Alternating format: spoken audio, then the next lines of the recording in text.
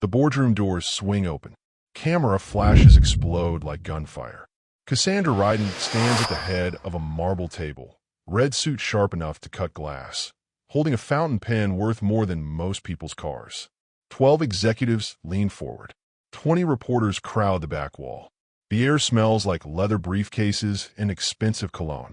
She's about to sign the biggest deal of her career, a $30 million contract with a South Korean medical supply firm. Her smile is perfect, rehearsed, the kind that sells magazine covers. Then a man steps forward from the corner shadows. Tan maintenance uniform, callous brown hands gripping a cleaning cart. Early 30s, quiet eyes that don't blink. The kind of man people walk past in hallways without seeing. He moves through the crowd like water through cracks. Cassandra's pen hovers above the signature line. Her head tilts. Annoyance flickers across her face. "Excuse me." Her voice cuts through the room. "Security?" The man doesn't stop. He reaches the table, places both palms flat on the polished wood, looks directly at her. Not up at her. Directly. "You can't sign that," he says. Voice steady as a heartbeat. The room goes silent. A reporter's camera clicks. Someone coughs. Cassandra's laugh starts small, then builds, sharp, musical, cruel. "I'm sorry." She looks around at the crowd, inviting them to share the joke. "Who exactly are you?" "Hi, viewers. Kindly tell us where you're watching from and what time it is." "Someone who can read," he answers. Her smile freezes. "Read what?" He taps the contract. "This. Clause 18, paragraph 4. The section written in Hangul, and the addendum in Spanish." His finger moves across the page. "Right here, where it says, if any fraudulent misrepresentation is detected, your company doesn't receive $30 million. You pay them $47 million. The oxygen leaves the room. The Korean executives at the far end of the table sit up straighter. One of them speaks rapidly in his native language. The man in the maintenance uniform responds without hesitation, fluent, precise, respectful. Cassandra's hand trembles. Just slightly. Just enough. "You can't read that," she says. But her voice cracks on the last word.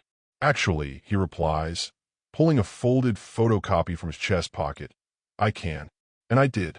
3 weeks ago, when your lawyers left it on the boardroom table. While I was mopping the floor, you walked across without looking down. A photographer's flash goes off. Then another.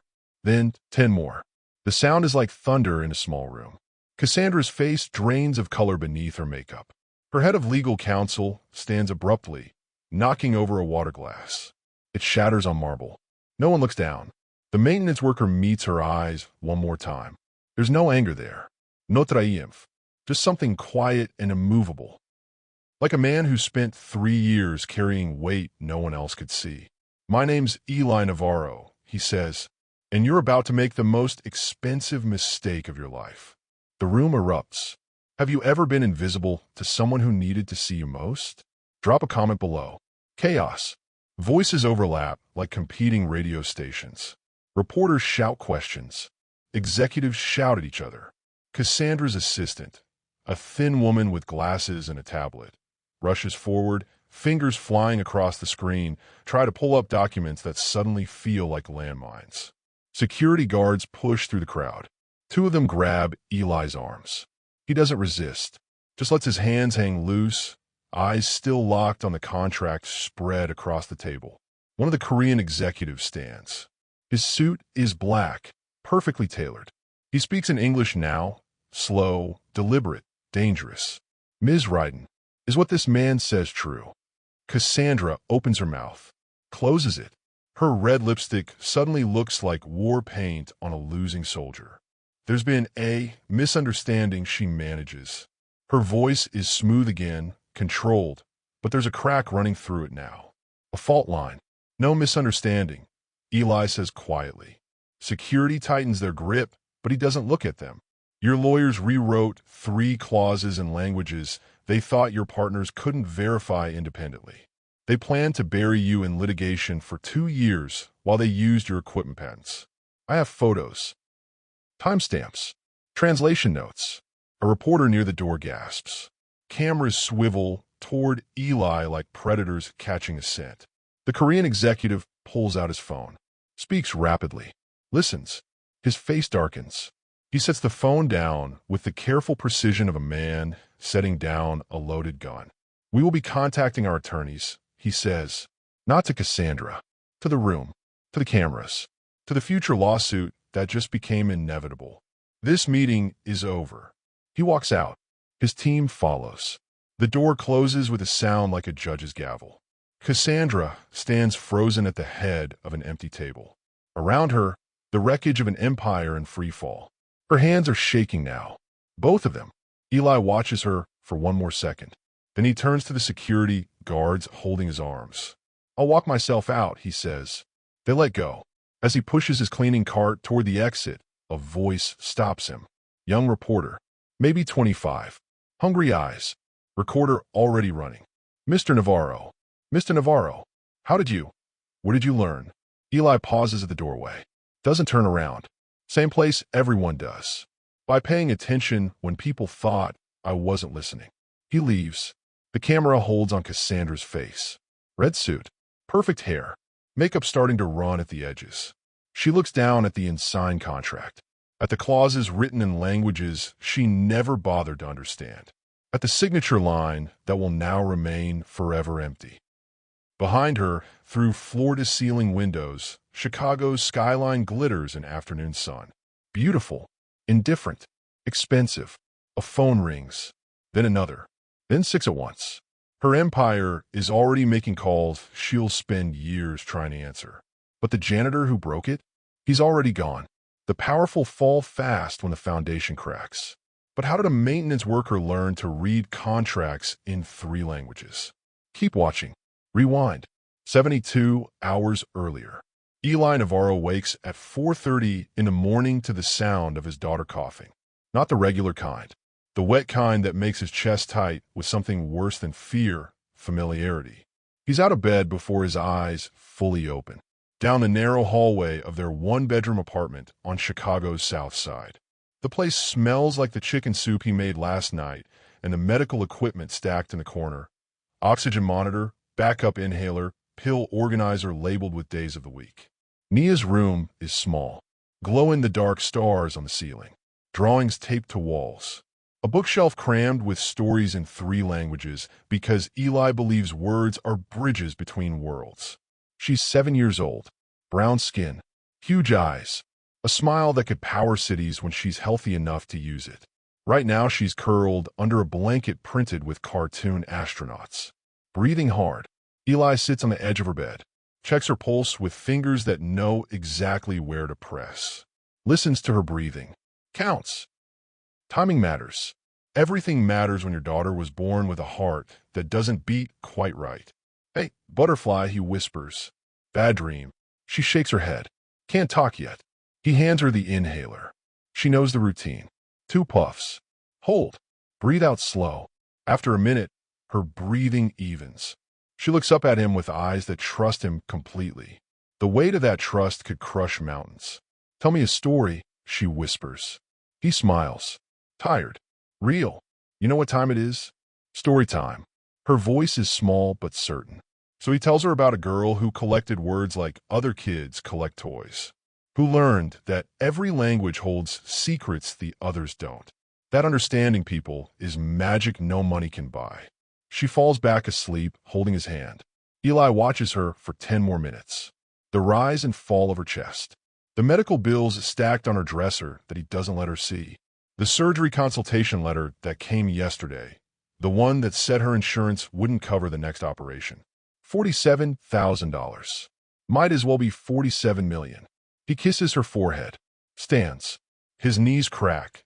He's 32, but his body's older from years of night shifts and side jobs and carrying weight that has no name. In the kitchen, he makes coffee in a pot that's older than his daughter. Checks his phone. 3 texts from people who need documents translated. 2 more asking if he can tutor their kids this weekend. 1 from his supervisor at the hospital reminding him about the big executive meeting today.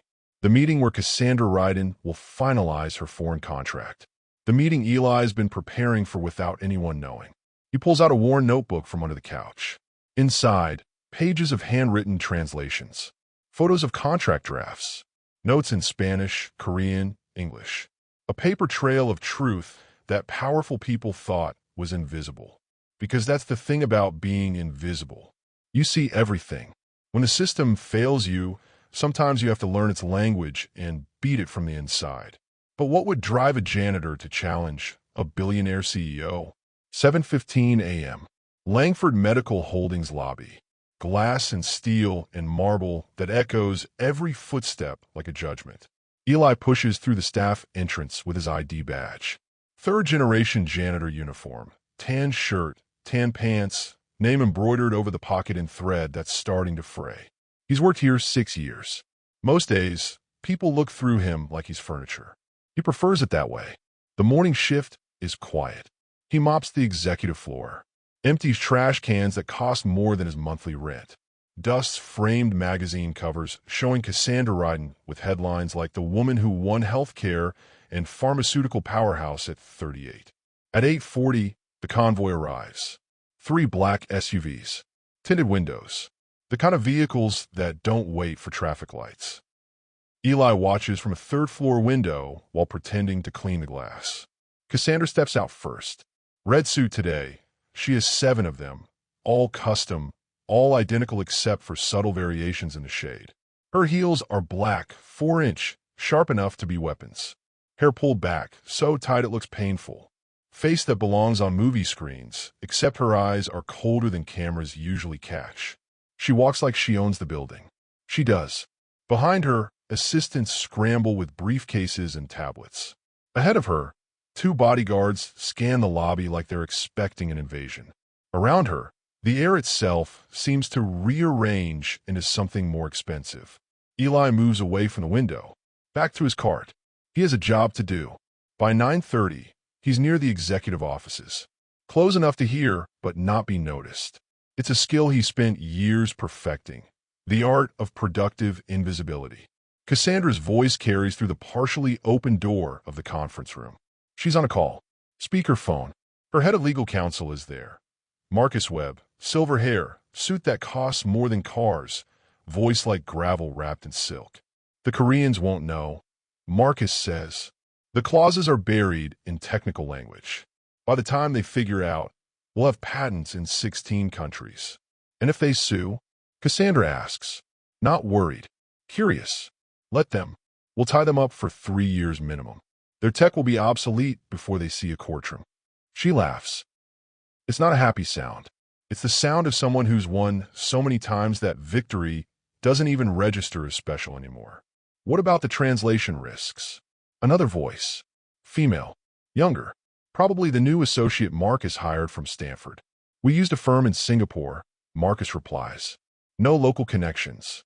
No liability trail. Even if someone catches the discrepancies, they can't prove intent. Silence. Then Cassandra. Good. Schedule the signing for Friday. Make it public. I want press. The call ends. Eli stands in the hallway 20 feet away, holding a mop, processing every word. His heart is hammering, but his hands are steady. He learned a long time ago how to keep his body quiet when his mind is screaming. He waits 5 minutes, then wheels his cart past the conference room like he's just making rounds. That's when he sees it. Contract draft, left on the side table. Probably meant to be shredded. Someone got careless. He glances left, right. Empty hallway. Security cameras point at the elevators, not the alcove. 3 seconds. That's all he has. He pulls out his phone. No flash. 3 photos. Clear enough to read. Wheels his cart around the corner just as a door opens behind him. Hey, a voice. Male. Aggressive. Eli doesn't run. Running is suspicious. He just keeps walking. Steady pace. Like he belongs. Because he does. You. Janitor. He stops. Turns. Marcus Webb stands in the doorway. Face hard. Did you touch anything in that room? Eli meets his eyes. No, sir. Just emptying trash. Marcus stares at him, long enough that Eli can feel sweat starting to form at the base of his spine. Long enough that he wonders if this is where it ends. Then Marcus waves him off. Get out of here. Eli notes. Keeps walking. His phone feels like it weighs 1,000 pounds in his pocket. 1 photo. 3 seconds. A choice that will change everything. But what happens when a single father goes to war with an empire? Friday morning, the day everything breaks. Eli drops Nia off at his neighbor's apartment. Mrs. Chun, 70 years old, hands that smell like jasmine tea and dim sum. She watches Nia every weekday for $40 and homemade meals. The kind of arrangement that keeps working families alive in cities where childcare costs more than rent. Be good, butterfly, Eli says. Nia hugs his neck. You look nervous. Kids see everything. He forces a smile. Just a busy day. You always say that. She pulls back, studies his face with eyes too knowing for 7 years old. Don't forget, words tell the truth if you listen. It's something he taught her. Now she's teaching him back. He kisses her forehead, walks out before she can see his hands shaking. The train ride to Langford takes 40 minutes. Eli spends it reviewing his notes, the photos he took, the translations he verified with 3 separate sources because getting this wrong isn't an option. He knows exactly what he's about to do. He also knows exactly what it might cost. 10 a.m. The boardroom is already filling up. Reporters, investors, executives in suits that cost more than his annual salary. Camera crews setting up in the back. This isn't just a contract signing. It's a show. Cassandra's specialty. Eli arrives in his maintenance uniform, pushes his cleaning cart to the corner. No one looks twice. He's furniture, wallpaper, the help. He sets up position, 20 feet from the table, close enough to hear, far enough to seem irrelevant. At 10:15, the Korean delegation arrives. For men, expensive suits, faces that give nothing away. They shake hands with Cassandra. Professional, cold, the kind of handshake that means lawyers will be counting every word spoken afterward. Cassandra takes her position at the head of the table. Red suit, red lipstick, diamond earrings catching light like tiny suns. She looks like she's about to have the best day of her life. She has no idea she's about to have the worst. Marcus Webb sits to her right. Contract in front of him. 300 pages. English, Korean, Spanish. Technical addendums. Clauses inside clauses. A masterpiece of legal deception. Cassandra begins her speech. Talks about partnership, innovation, the future of global healthcare. Her voice is smooth, practiced, the kind of voice that makes people believe in things that aren't true. The Korean executives listen without expression. Eli watches from his corner. His heart is a drum solo. His breathing shallow. This is it. The moment that decides if his daughter gets her surgery or if he spends the next decade drowning in debt while she... He shuts that thought down. Focuses. Cassandra reaches for her pen. The photographer leans forward. This is the money shot. The image that will run in tomorrow's papers. CEO closes historic deal. Empire expands. Success confirmed. Her fingers close around the fountain pen. Eli sets down his mop. Steps forward. The room tilts. Sound bends. Everything slows down like the universe is giving him one last chance to change his mind. He doesn't change his mind. He walks through the crowd. Shoulders past a security guard who's too surprised to react immediately. Reaches the table. Places both palms flat on the polished wood. Looks directly at Cassandra Ryden. And says the words that will detonate her empire. You can't sign that. The moment before, everything changes tastes like copper and feels like falling. But when you're fighting for your daughter's life, there's no such thing as too far. What happens when truth becomes the most dangerous weapon in the room? Nia collapses in the hospital cafeteria on a Tuesday afternoon. No warning. 1 second she's laughing at something Mrs. Chun said about dumplings. The next, she's on the floor, lips turning blue, small body convulsing like electricity is running through her bones. Mrs. Chun screams. A tray crashes. Orange juice spreads across white tile like a crime scene. Eli is 3 floors up when his phone rings. He's holding a mop, staring at it like he's forgotten what it's for. The news broke 2 hours ago. Contract exposed, CEO under investigation. Janitor becomes overnight sensation. His phone hasn't stopped ringing. Reporters, lawyers, people wanting pieces of story he hasn't finished living yet. Then Mrs. Chin's number flashes on screen. He knows before he answers. The way parents know. The way survivors of long wars know the sound of incoming fire. Eli misses. Chen's voice cracks. Hospital. Now. Nia. She can't. He's running before she finishes. Down 3 flights of stairs. Through hallways he's cleaned 1,000 times. Past nurses who recognize him, but don't stop him because they see his face and they understand. The cafeteria is chaos. EMT's already there. Nia on a gurney. So small. Too small. Heart monitor screaming a rhythm that sounds like wrong, wrong, wrong. Eli reaches her. Grabs her hand. It's cold. Daddy's here, butterfly. Daddy's right here. Her eyes flutter. Don't quite focus. She tries to say something, but her chest is heaving too hard. A paramedic, young guy, kind eyes, hands moving fast, looks at Eli with an expression that says everything medical training teaches you not to say out loud. They wheel her toward the ER. Eli follows. Someone tries to stop him at the doors. He doesn't even look at them, just pushes through. Cassandra Ryden is in the hallway. She's here for damage control meetings with the hospital board, trying to save what's left of her reputation. She sees the chaos, sees Eli running, sees the little girl on the gurney with brown skin and braided hair and a heart that's trying to quit. For 1 second, their eyes meet. Hers go wide, like she's seeing him as human for the first time. Then he's past her, through the ER doors, into a room that smells like antiseptic and fear. Doctors swarm. Orders shouted. Machines beeping. Eli stands against the wall because that's where they told him to stand and he doesn't know what else to do. A nurse, older woman, gray hair, steady hands, touches his shoulder. Your father? He nods. Can't speak. We're doing everything we can. 3 hours later, a doctor emerges, still wearing surgical scrubs. Mask pulled down. Tired eyes that have delivered bad news before and will again. Mr. Navarro, your daughter's stable. For now. He pauses. The pause is worse than screaming. But she needs surgery within a month. Her heart valve is deteriorating faster than we anticipated. Insurance won't cover it. I'm sorry. The procedure is classified as experimental. Without it, she has maybe 6 months. The words hit like fists. Ilias knies dukle. He catches himself on the wall. Hand pressed flat against paint he probably applied during a maintenance shift years ago. How much? His voice sounds like gravel. 47,000. Plus recovery costs. We're looking at 60 minimum. $60,000. Might as well be 60 million. Might as well be the moon. Eli slides down the wall. Sits on the floor. Puts his head in his hands. Around him, the hospital keeps moving. People living. People dying. The machine grinding forward. A pair of expensive heels clicks to a stop in front of him. He looks up.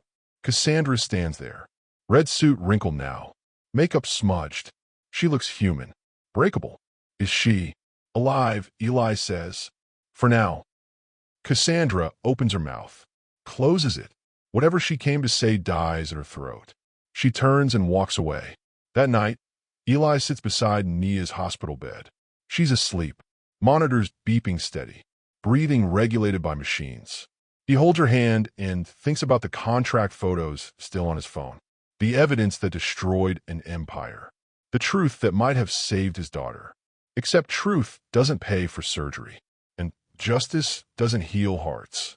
His phone buzzes. Text from an unknown number. He almost deletes it. Then reads, Mr. Navarro, we saw what you did. We have a proposition. Call this number. He stares at the screen. At his daughter. At the choice crystallizing in front of him like ice forming on glass. Sometimes survival means making deals with futures you can't see yet. When your daughter's heartbeat becomes a countdown clock, how far would you go? What would you risk? What would you become? Eli calls the number at 2 in the morning from a hospital bathroom. Fluorescent lights buzz overhead. The phone rings 3 times before a woman answers. Voice smooth. Professional. The kind of voice that knows exactly what it's worth. Mr. Navarro, my name is Camila Torres. I represent the Korean firm your former employer attempted to defraud. He says nothing. Listens. In negotiations, silence is power. He learned that from watching rich people talk in hallways they thought were empty. We were impressed by your integrity, Camila continues. And your linguistic skills. We'd like to hire you as a compliance translator. Starting salary, 120,000 annually. Signing bonus, 50,000. Paid immediately. The number hits him like a wave. 50,000. Enough for Nia's surgery. Enough for recovery. Enough to breathe for the first time in 3 years. What's the catch, he asks. No catch. We need someone who can't be bought. You already proved you can't. She pauses. We've been burned before, Mr. Navarro.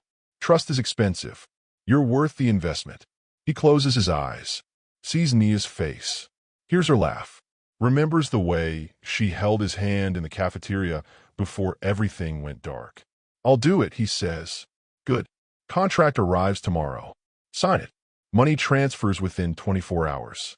And Mr. Navarro, her voice softens slightly. I'm sorry about your daughter. I hope this helps. She hangs up. Eli stares at his reflection in the bathroom mirror. Same tired eyes, same calloused hands.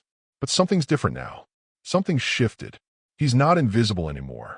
The next 72 hours blur. Contract arrives via courier. 20 pages. Clear language. No hidden clauses. He reads every word 3 times in 3 different mental translations. It's clean, legitimate, real. He signs.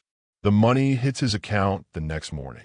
Eli stares at the balance on his phone screen until the numbers stop looking like numbers and start looking like his daughter's future. He schedules Nia's surgery. Pays in full. The hospital administrator, same woman who 2 weeks ago told him the procedure was impossible, smiles at him now. Warmly, like they're old friends. Money doesn't just open doors. It changes which doors exist. The surgery happens on a Friday. 7 hours. Eli sits in the waiting room reading contract law textbooks he checked out from the library. Teaching himself. Building the skills that got him here into something permanent. Something nobody can take away.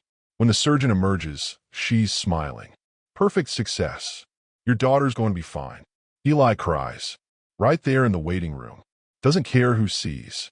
3 years of holding everything tight finally cracks open, and what pours out is relief, so strong it feels like drowning in reverse. Nia wakes up 2 hours later. Groggy. Confused. Sees her dad sitting beside her bed and smiles that smile that power cities. Did I miss anything? She whispers. He laughs. Broken. Real. Not much butterfly. Just everything changing. She squeezes his hand. Falls back asleep. That night, Eli walks through the hospital halls one more time. Not as a janitor. As a visitor. As a father whose daughter will live to see 18. 25. 50. He passes the boardroom where it all started.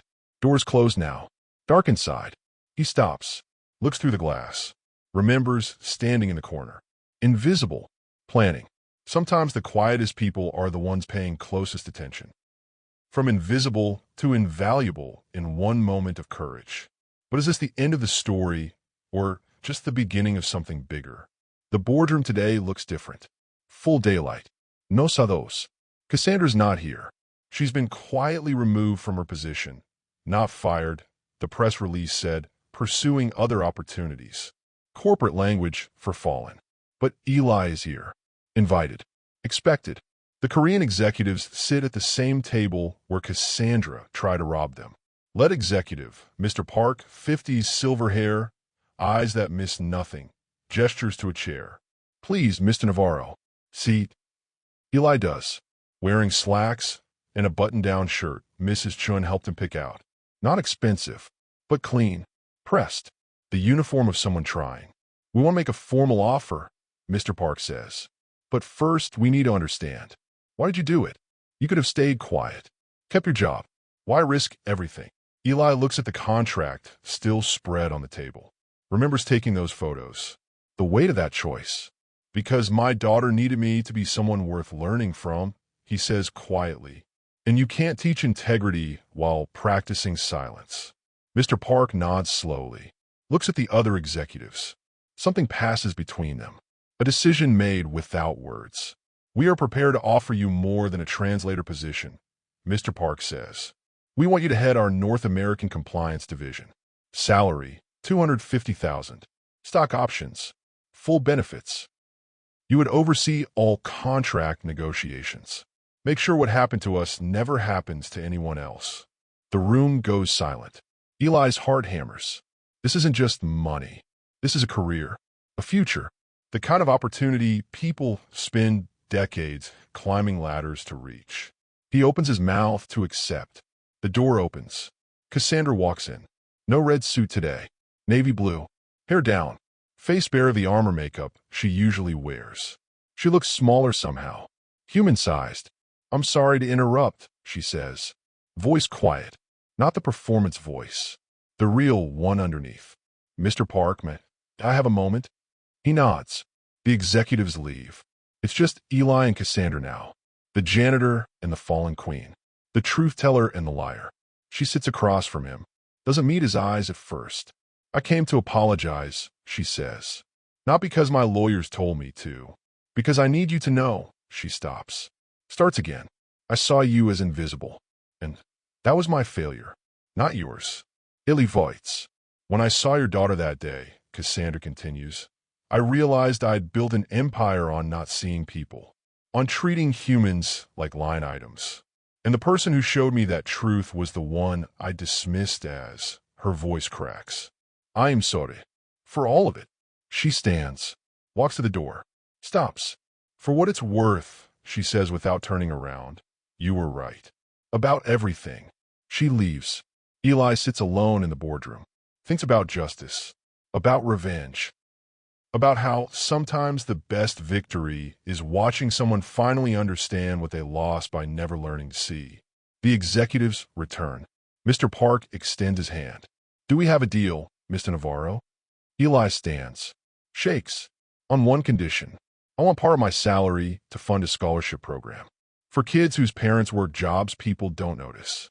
Janitors. Cafeteria workers. Security guards. Kids who deserve a chance to be seen." Mr. Park smiles. "Done." They shake again. This time it feels like building something instead of breaking something. 3 days later, the story hits every major news network. Not just business pages. Front pages. Human interest features. Viral videos. Janitor exposes CEO fraud. Becomes compliance executive. Eli's face is everywhere. His phone explodes with messages. Interview requests. Book deals. Movie offers. People want pieces of the story. Want to package inspiration and sell it back to people who need hope. He ignores most of it. Focuses on Nia. On recovery. On the work. But one message catches his attention. From Marcus Webb, Cassandra's former head of legal counsel. The architect of the fraud scheme. "I know what I did was wrong. I know you have every right to hate me. But I'm teaching now. Community college. Business ethics. Trying to make sure the next generation doesn't make my mistakes. If you ever want to share your story with my students, the invitation stands." Eli stares at the message. Thinks about hate. About forgiveness. About how some people need to fall before they learn how to help others fly. He types back. "Next semester, I'll be there. When the powerless become powerful, they have a choice. Repeat the cycle or break it. Real change doesn't just lift one person. It builds a ladder for everyone behind them." 6 months later, spring morning. Chicago skyline sharp against blue sky. Eli walks into the Langford Medical Holdings building. Not through the service entrance. Through the main doors. Head high. Briefcase in hand. The new lobby is different. Brighter. The company's under new management now. Transparent policies. Public contracts. Everything that should have been standard from the start. Eli's here for a ceremony. The hospital's dedicating the new pediatric wing. The one funded by the settlement money from the Korean firm's lawsuit. The one named after his daughter. Nia walks beside him. Healthy now. Laughing. Wearing a yellow dress and light-up sneakers. The surgery worked. The recovery exceeded expectations. She'll need checkups forever, but the doctors say she'll live a full life. Some prayers get answered in operating rooms. They enter the new wing. Walls painted with murals, galaxies and rockets, and kids reading books in zero gravity.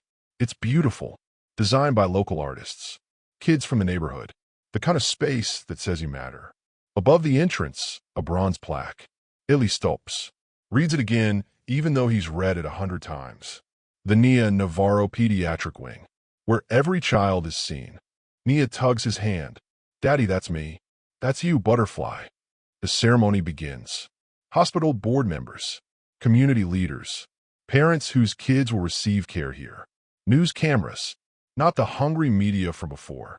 The respectful kind. The kind that understands some stories matter more than clicks.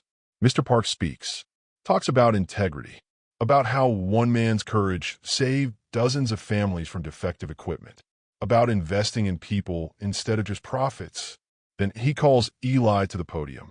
Eli stands, walks forward, looks out the crowd, sees faces. Some he knows, most he doesn't. But they're here because they believe in what this represents. Seconde chance. Truth rewarded. The invisible made essential. I'm not a hero, Eli begins. Voice steady, clear. I'm a father who got lucky, who happened to have skills that matched a moment. But here's what I learned. Being underestimated isn't a weakness. It's information. People lean forward. When they don't see you, you see everything. When they dismiss you, you learn what they're hiding. And when you finally speak, you speak with clarity they can't ignore because you've been listening your whole life. He looks at Nia in the front row. She's smiling, so proud it radiates. Teach your children languages, he continues. Not just Spanish or Korean or French. Teach them the language of listening, of patience, of seeing people, really seeing them, even when the world says they don't matter. Applause. Warm. Real. After the ceremony, people approach him, thank him, share stories of their own struggles, their own invisible years, their own moments of speaking truth when silence was safer. One woman, young, maybe 23, maintenance uniform, hands him a folded piece of paper. I've been translating contracts at my job, she whispers. Found some problems. I don't know if I should. Illy smiles. Hands her his business card. Call me. Let's make sure you don't have to choose between staying quiet and staying safe. She nods, walks away with shoulders a little straighter. That's the real victory. Not the salary, not the news coverage, not even the wing named after his daughter. The victory is the next person who decides courage is possible. Eli drives home that evening with Nia asleep in the back seat. Radio playing soft. City lights passing. His phone buzzes. Text from Cassandra. Congratulations on the dedication. Your daughter is lucky to have you. We all are. He doesn't respond immediately, just watches the road. Thinks about the distance between where he was and where he is. About the journey that looked impossible until he took the first step. Some stories don't end. They just become beginnings for other people. The greatest inheritance isn't money. It's showing your children that truth matters more than comfort. That being seen starts with seeing others. That one voice, speaking clearly, can change the frequency of everything around it. 2 years after the contract, Eli stands in front of a business ethics class at Chicago Community College. Same room where Marcus Webb now teaches reformed corporate criminals how to build something honest from their ruins. The students are young, hungry. Some are here because they want to learn, others because the court ordered it. Doesn't matter. Eli treats them all the same, like people worth teaching. My daughter told me something when she was 7, Eli says, walking between desks. No podium, no distance. She said, words tell the truth if you listen. She learned that from me. But here's what I learned from her. The truth only matters if someone is brave enough to speak it out loud. A student raises her hand. Older woman, maybe 40, night school, works days. How did you know it was the right time to speak up? Eli stops, considers. I didn't. I just knew staying silent was killing me slower than speaking up would. Sometimes courage isn't about being fearless. It's about deciding which fear you can live with. The class is quiet. Pen scratch paper. Phones record for study notes later. These are people rebuilding, learning, trying to be better than their circumstances taught them to be. Outside, Chicago's evening traffic hums. Inside, something else is building. Not wealth, not power. Something harder to measure, but more permanent. Understanding. After class, students linger. Ask questions. Want advice. Eli stays as long as they need. Answers honestly. Doesn't pretend he has all solutions. Just shares what he learned from cleaning floors and reading contracts people left lying around. His phone rings. Camila Torres. She runs the Asian division now. Calls him monthly for consultation on complex negotiations. Eli, we have a situation in Tokyo. Pharmaceutical company trying to bury safety data in a contract written in Portuguese and Mandarin. Can you review? Send it over. I'll have notes by morning. You're sure? It's late there. I'm sure. This is what we do. He hangs up, packs his briefcase, walks to his car, not fancy, but paid off, reliable, everything he needs. Drives to the apartment. Bigger now. 3 bedrooms. Safe neighborhood. Nia's artwork on the fridge. Her backpack by the door. Evidence of a life being lived instead of survived. She's at the kitchen table doing homework. Mrs. Chun is making dumplings. The smell fills the space with warmth. Hey, Butterfly, Eli says. How was school? Good. We learned about civil rights leaders today. Mrs. Patterson told the class my dad is one. She says it casually, like it's obvious. Like integrity is just what fathers do. Iliestero titans. I'm just a dad who reads, Nia. That's what made you different. She looks up. 11 years old now. Growing fast. Still has those eyes that see everything. You read what everybody else ignored. That's the whole point. He sits beside her, helps with math homework, listens to her talk about friends and frustrations and dreams. Normal kid things. The most precious things. Later, after she's asleep, Eli sits on the balcony. City lights stretch forever. He thinks about the maintenance worker who took a photo of a contract 2 years ago, who risked everything on the belief that truth matters. That person feels like someone else now, but also exactly the same. His phone buzzes. Email. Subject line, opportunity. He opens it. Law firm in New York. They want him to testify as an expert witness in a massive fraud case. Another corporation hiding clauses in foreign languages. Another group of vulnerable people being exploited. They need someone who understands both the language and the cost of silence.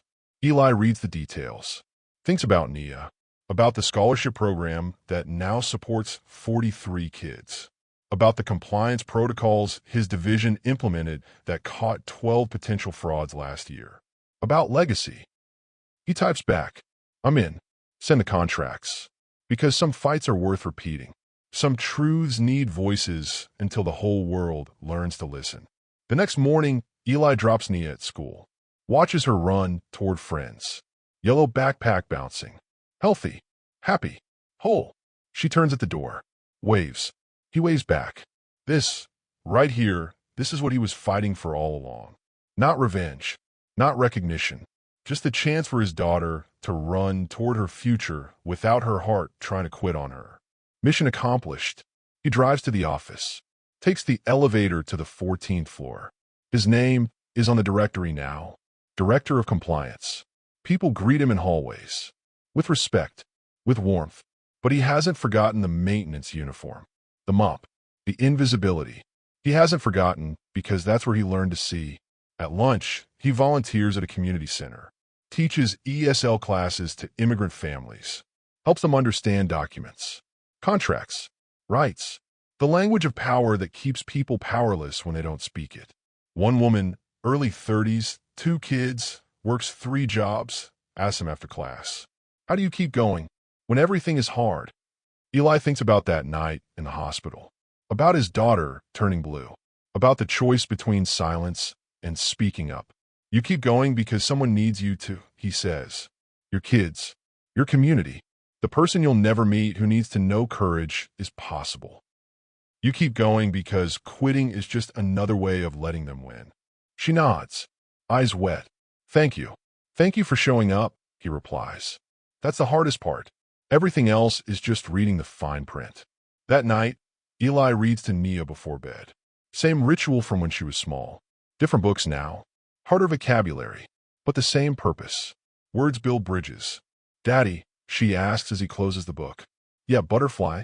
When I grow up, I want to help people like you do, but in my own way. Maybe a doctor. So kids like me don't have to be scared of their hearts.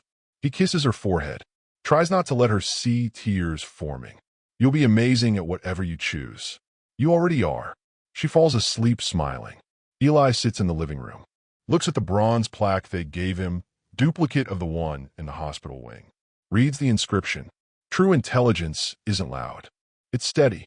It's kind. It listens. Some lessons cost everything to learn. But once you learn them, they belong to everybody. His phone rings one last time. Unknown number. He almost doesn't answer. Then does. Mr. Navarro. A voice. Young. Male. Nervous. My name is Deshaun Miller. I'm a janitor at a tech company in San Francisco. I found something in a contract. Something bad. I don't know what to do.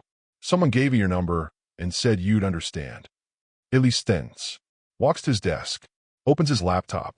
Tell me everything, Deshaun. Start from the beginning. And don't worry. I know exactly what to do. Because this is how change actually works. Not one hero.